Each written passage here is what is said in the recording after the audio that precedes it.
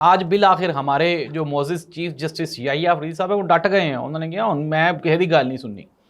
اب پہلے آپ خبر سن لیں، پھر اس کے بعد آپ بھی ذرا خوش ہوئیے گا، کوئی اتنی خوشی والی خبر نہیں ہے۔ یحییٰ افریدی صاحب نے کہا جی کہ جو ججز جن کو صوبوں سے باہر ٹرانسفر کیا جا رہا ہے یہ کوئی اچھی مثال نہیں ہے، تو میں تو اس حکم کو بالکل بھی نہیں مانتا، بڑا سٹیپ لیا۔ حالانکہ یہ وہی یحییٰ افریدی صاحب ہے جنہوں نے عمران خان کے کیسز پہ بھی سٹیپ لیا تھا، پھر اس کے بعد انہوں نے فرینڈ آف کورٹ کے طور پہ سلمان صفدر صاحب کو بھیجا اور یہ کہہ رہے تھے کہ میں ملاقاتیں کروا دوں گا عمران خان کے ساتھ اور انصاف پہ مبنی فیصلے کروں گا۔ یہ وہی ہمارے چیف جسٹس آف پاکستان صاحب ہیں جنہوں نے کہا تھا کہ 40 دنوں میں نا مجھے 9 مئی والے سارے کیسز کا فیصلہ چاہیے، تو لوور کورٹس نے کر دیے فیصلے۔ اب 1.5 سال سے اپیلیں نہیں سن رہی supreme court of Pakistan, high court.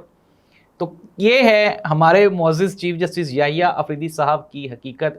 عموماً نا آپ نے وہ سلطان رائی کو دیکھا تھا، 100 گولیاں بجتی تھیں اور پھر بھی مولا جو ہے وہ کھڑا رہتا تھا، اور پھر مولا کہتا تھا مولینو مولانا مارے مولانا۔ یہ فلم ہے یار، یہ بھی یہ پاکستانی سیاست، پاکستانی جوڈیشری اور پاکستان کی اسٹیبلشمنٹ ہے، یہ تینوں یہ بھی فلمیں ہی ہیں۔